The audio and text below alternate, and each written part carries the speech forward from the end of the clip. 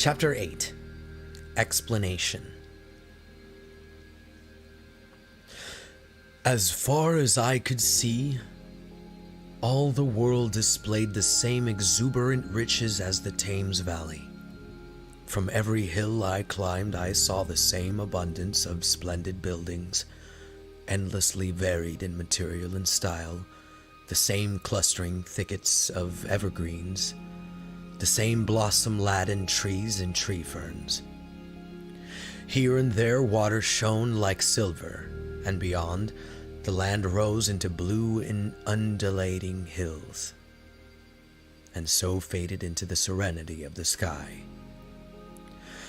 A peculiar feature, which presently attracted my attention, was the presence of certain circular wells, several, as it seemed to me, of a very great depth. One lay by the path up the hill which I had followed during my first walk. Like the others, it was rimmed with bronze, curiously wrought, and protected by a little cupola from the rain. Sitting by the side of these wells and peering down into the shafted darkness, I could see no gleam of water, nor could I start any reflection with a lighted match. But in all of them I heard a certain sound, a thud, thud, thud, like the beating of some big engine, and I discovered, from the flaring of my matches, that a steady current of air set down the shafts. Further, I threw a scrap of paper into the throat of one, and, instead of fluttering slowly down, it was at once sucked swiftly out of sight. After a time, too, I came to connect these wells with tall towers standing here and there upon the slopes, for above them there was often just such a flicker in the air as one sees on a hot day above a sun-scorched beach. Putting things together, I reached a strong suggestion of an extensive system of subterranean ventilation, whose true import it was difficult to imagine. I was at first inclined to associate it with the sanitary apparatus of these people. It was an obvious conclusion, but it was absolutely wrong. And here I must admit that I learned very little of trains and bells and modes of conveyance and the like conveniences during my time in this real future. In some of these visions of utopias in coming times which I have read, there is a vast amount of detail about buildings and social arrangements and so forth. But while such details are easy enough to obtain when the whole world is contained in one's imagination, they are altogether inaccessible to a real traveler amid such realities as I found here. Conceive the tale of London which a Negro fresh from Central Africa would take back to his tribe. What would he know of railway companies, of social movements, of telephone and telegraph wires, of the parcels delivery company, and postal orders and the like? Yet we, at least, should be willing enough to explain these things to him. And even of what he knew, how much could he make his untraveled friend either apprehend or believe? Then, think how narrow the gap between a Negro and a white man of our own times, and how wide the interval between myself and of these of the Golden Age. I was sensible of much which was unseen, and which contributed to my comfort. But save for a general impression of automatic organization, I fear I can convey very little of the difference to your mind. In the matter of sepulture, for instance, I could see no signs of crematoria, nor anything suggestive of tombs. But it occurred to me that possibly there might be cemeteries or crematoria somewhere beyond the range of my explorings. This, again, was a question I deliberately put to myself, and my curiosity was at first entirely defeated upon the point. The thing puzzled me, and I was led to make a further remark, which puzzled me still more, that aged and infirm among this people there were none. I must confess that my satisfaction with my first theories of an automatic civilization and a decadent humanity did not long endure. Yet I could think of no other. Let me put my difficulties. The several big palaces I had explored were mere living places, great dining halls and sleeping apartments. I could find no machinery, no appliances of any kind, yet these people were clothed in pleasant fabrics that must at times need renewal, and their sandals, though undecorated, were fairly complex specimens of metalwork. Somehow such things must be made, and the little people displayed no vestige of a creative tendency. There were no shops, no workshops, no sign of importations among them. They spent all their time in playing gently, in bathing in the river, in making love in a half-playful fashion, in eating fruit and sleeping. I could not see how things were kept going. Then again, about the time machine, something, I knew not what, had taken it into the hollow pedestal of the White Sphinx. Why? For the life of me, I could not imagine. Those waterless wells, too, those flickering pillars. I felt I lacked a clue. I felt, how shall I put it? Suppose you found an inscription, with sentences here and there in excellent plain English, and interpolated therewith, others made up of words, of letters even, absolutely unknown to you. Well, on the third day of my visit, that was how the world of 802,701 presented itself to me. That day, too, I made a friend. Of a sort. It happened that as I was watching some of the little people bathing in a shallow, one of them was seized with cramp and began drifting downstream. The main current ran rather swiftly, but not too strongly for even a moderate swimmer.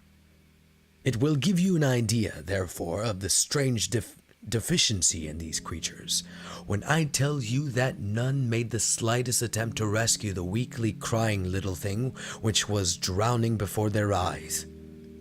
When I realized this, I hurriedly slipped off my clothes and wading in at a point lower down, I caught the poor mite and drew her safe to land. A little rubbing of the limbs soon brought her round, and I had the satisfaction of seeing she was all right before I left her. I had got to such a low estimate of her kind that I did not expect any gratitude from her. In that, however, I was wrong. This happened in the morning. In the afternoon, I met my little woman, as I believe it was, as I was returning towards my center from an exploration, and she received me with cries of delight, and presented me with a big garland of flowers, evidently made for me and me alone. The thing took my imagination.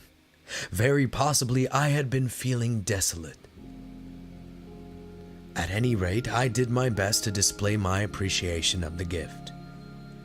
We were soon seated together in a little stone arbor, engaged in conversation, chiefly of smiles. The creature's friendliness affected me exactly as a child's might have done. We passed each other flowers, and she kissed my hands. I did the same to hers. Then I tried to talk, and found that her name was Weena, which, though I don't know what it meant, somehow seemed appropriate enough. That was the beginning of a queer friendship which lasted a week, and ended, as I will tell you. She was exactly like a child. She wanted to be with me always. She tried to follow me everywhere, And on my next journey about, and about it went to my heart to tire her down, and leave her at last, exhausted and calling after me rather plaintively. But the problems of the world had to be mastered. I had not, I said to myself, come into the future to carry on a miniature flirtation. Yet her distress when I left her was very great. Her expostulations at the parting were sometimes frantic. And I thought, and I think altogether, I had as much trouble as comfort from her devotion. Nevertheless, she was somehow a very great comfort. I thought it was mere childish affection that made her cling to me until it was too late. I did not clearly know what I had inflicted upon her when I left her, nor until it was too late did I clearly understand what she was to me. For by merely seeming fond of me and showing in her weak, futile way that she cared for me, the little doll of a creature presently gave my return to the neighborhood of the White Sphinx almost a feeling of coming home. And I would watch for her tiny figure of white and gold so soon as I came over the hill. It was from her, too, that I learned that fear had not yet left the world. She was fearless enough in the daylight, and she had the oddest confidence in me. For once, in a foolish moment, I made threatening grimaces at her, and she simply laughed at them. But she dreaded the dark, dreaded shadows, dreaded black things. Darkness to her was the only thing dreadful. It was singularly passionate emotion, and it set me thinking and observing. I discovered then, among other things, that these little people gathered into the great houses after dark and slept in droves. To enter upon them without a light was to put them into a tumult of apprehension. I never found one out of doors, or one sleeping alone within doors after dark. Yet I was still such a blockhead that I missed the lesson of that fear, and in spite of Weena's distress, I insisted upon sleeping away from these slumbering multitudes. It troubled her greatly, but in the end her odd affection for me triumphed. And for 5 of the nights of our acquaintance, including the last night of all, she slept with her head pillowed on my arm. But my story slips away from me as I speak of her. It must have been the night before her rescue that I was awakened about dawn. I had been restless, dreaming most disagreeably that I was drowned, and that sea anemones were feeling over my face with their soft palps. I woke with a start, and with an odd fancy that some grayish animal had just rushed out of the chamber. I tried to get to sleep again, but I felt restless and uncomfortable. It was that dim gray hour when things were just creeping out of the darkness, when everything is colorless and clear-cut and yet unreal. Where everything is colorless and clear-cut and yet unreal. I got up and went down into the great hall and so out upon the flagstones in front of the palace. I thought I would make a virtue of necessity and see the sunrise. The moon was setting, and the dying moonlight and the first pallor of dawn were mingled in a ghastly half-light. The bushes were inky black, the ground a somber gray, the sky colorless and cheerless, and up the hill I thought I could see ghosts. 3 several times as I scanned the slope, I saw white figures. Twice I fancied I saw a solitary white ape-like creature running rather quickly up the hill, and once near the ruins I saw a leash of them carrying some dark body. They moved hastily. I did not see what became of them. It seemed that they vanished among the bushes. The dawn was still indistinct, you must understand. I was feeling that chill, uncertain, early morning feeling you may have known. I doubted my eyes. As the eastern sky grew brighter, and the light of the day came on and its vivid coloring returned upon the world once more, I scanned the view keenly, but I saw no vestige of my white figures.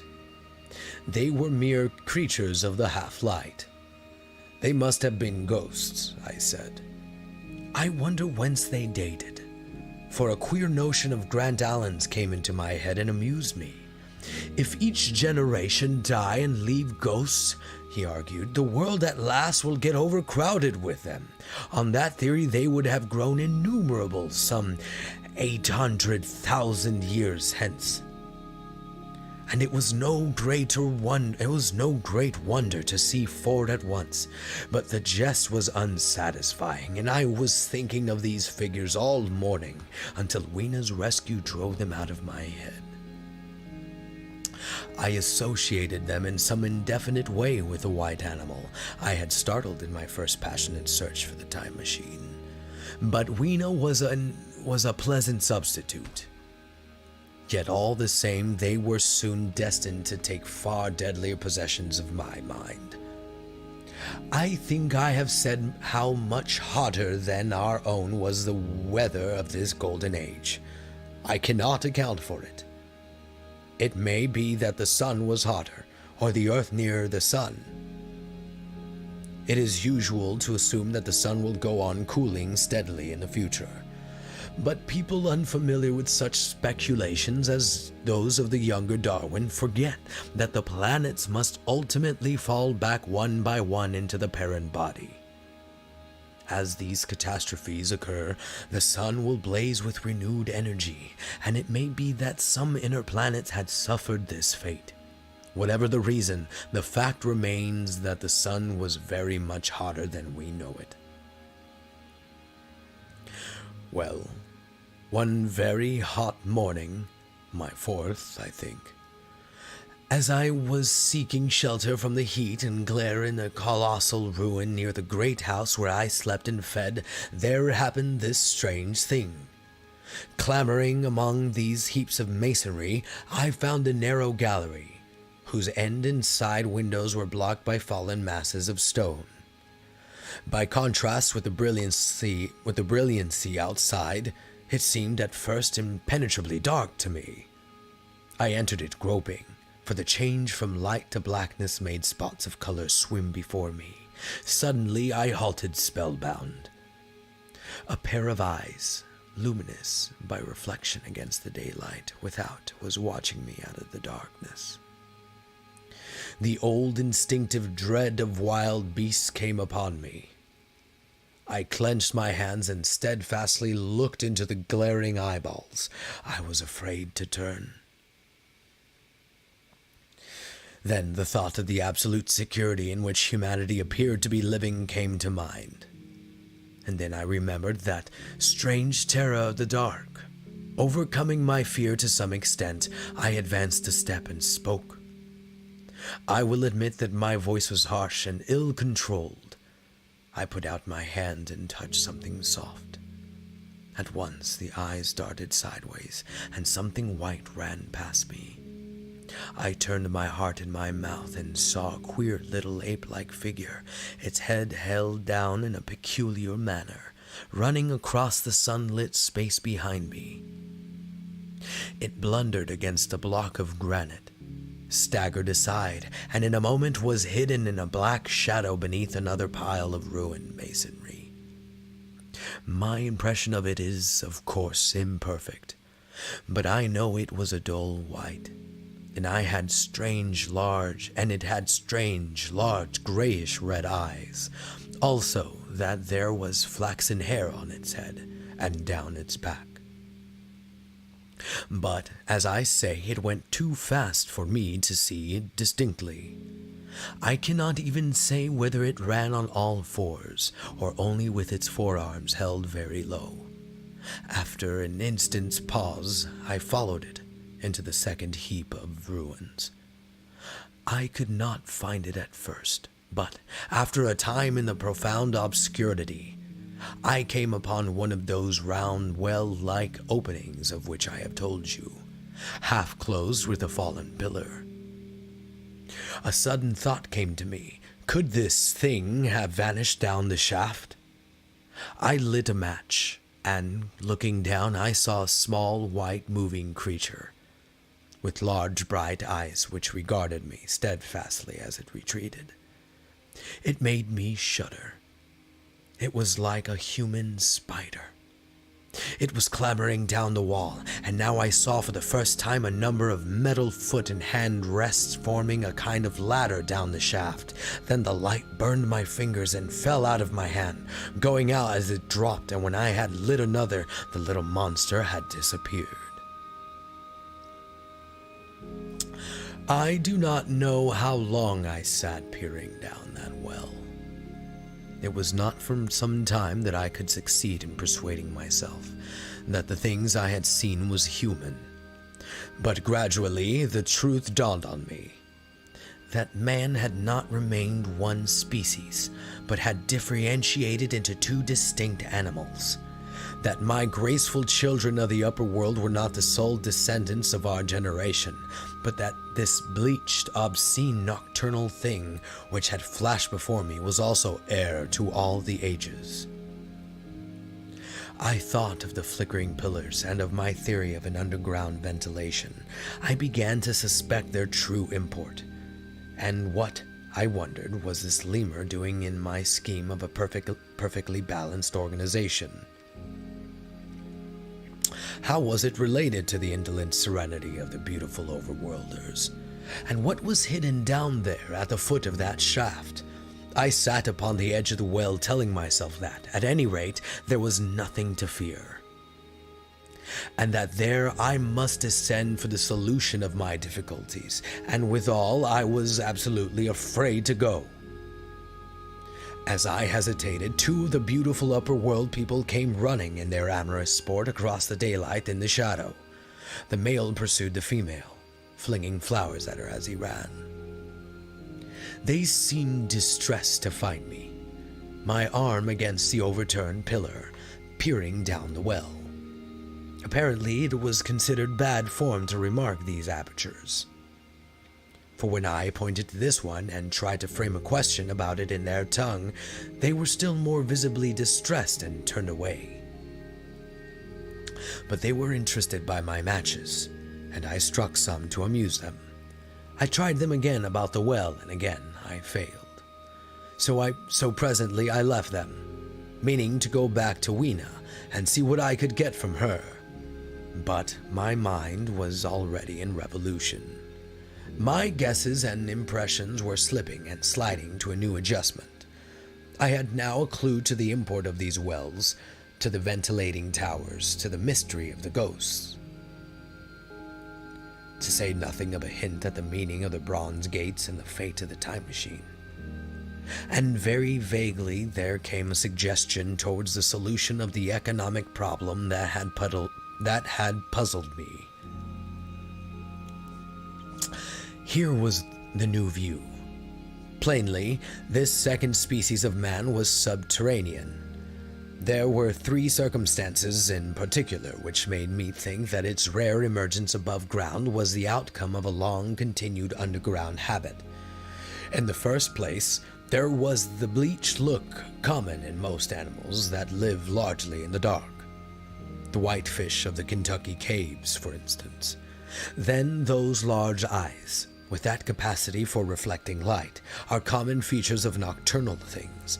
Witness the owl and the cat. And last of all, that evident confusion in the sunshine, that hasty yet fumbling awkward flight towards the dark shadow, and that peculiar carriage of the head while in the light, all reinforce the theory of an extreme sensitiveness of the retina.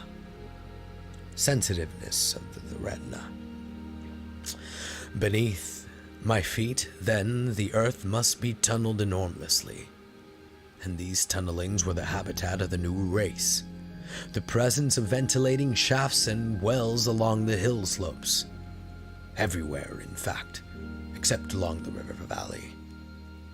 showed how universal were its ramifications. What so natural then as to assume that it was in this artificial underworld that such work as was necessary to the comfort of the daylight race was done?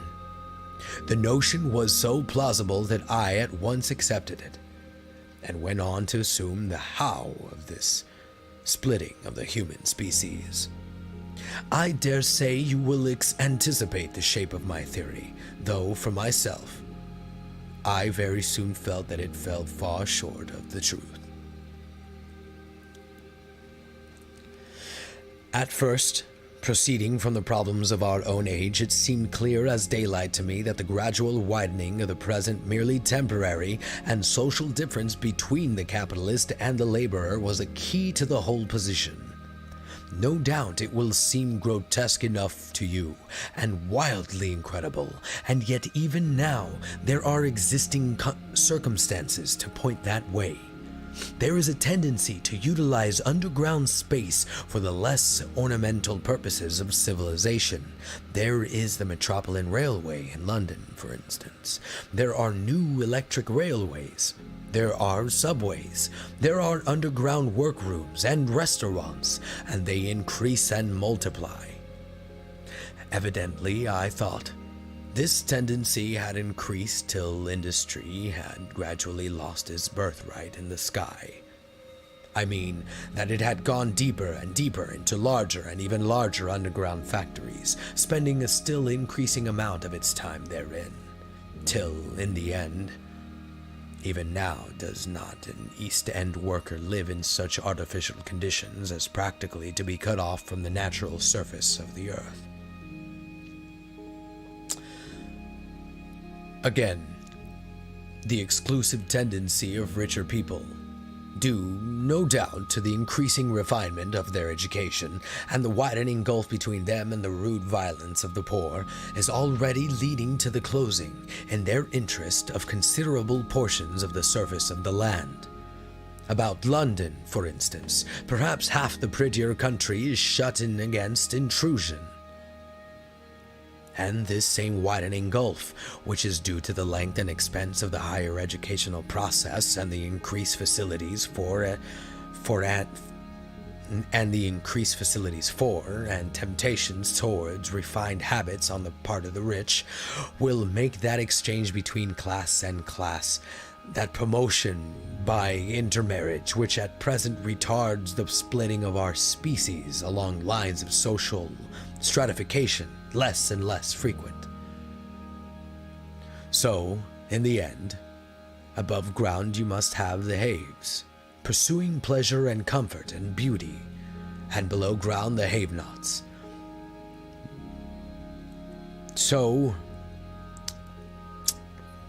And below ground the have-nots, the workers getting continually adapted to the conditions of their labor. Once they were there, they would no doubt have to pay rent, and not a little of it, for the ventilation of their caverns, and if they refused, they would starve or to be suffocated for arrears. Such of them as were so constituted as to be miserable and rebellious would die, and in the end, the balance being permanent, the survivors would become as well adapted to the conditions of underground life, and as happy in their way as the overworld people were to theirs. As it seemed to me, the refined beauty and the idealated pallor followed naturally enough. The great triumph of humanity I had dreamed of took a different shape in my mind. It had been no such triumph of moral education and general cooperation as I had imagined. Instead, I saw a real aristocracy, armed with a perfected science and working to a logical conclusion, the industrial system of today. Its triumph had not been simply a triumph over nature, but a triumph over nature and the fellow man. This, I must warn you, was my theory at the time. I had no convenient cicerone in the patent. Excuse me. I had no convenience live. This is live, so my bad. I had no convenient cicerone in the pattern of the utopian books. Hopefully I pronounced that right. My explanation may be absolutely wrong. I still think that in the most plausible one. I still think it is the most plausible one. But even on this supposition, the balanced civilization that was at last attained must have long since passed its zenith, and was now far fallen into decay. The too perfect security of the overworlders had led them to a slow movement of degeneration, to a general dwindling in size, strength, and intelligence, that I could see clearly enough already. What had happened to the undergrounders I did not yet suspect, but from what I had seen of the Morlocks, that, by the by, was the name by which these creatures were called, I could imagine that the modification of the human type was even far more profound than among the Eloi, the beautiful race that I already knew. Then came troublesome doubts. Why had the Morlocks taken my time machine? For I felt sure it was they who had taken it. Why, too, if the Eloi were masters? Could they not restore the machine to me? And why were they so terribly afraid of the dark? I proceeded, as I have said, to question Weena about this underworld, but here again I was disappointed. At first they would not understand my questions, and presently they refused to answer them. She shivered as though the topic was unendurable, and when I pressed her perhaps a little harshly, she burst into tears.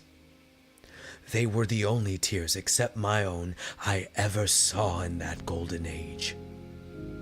When I saw them, I ceased abruptly to trouble about the Morlocks, and was only concerned in banishing these signs of her human inheritance from Weena's eyes. And very soon she was smiling and clapping her hands, while I solemnly burnt a match.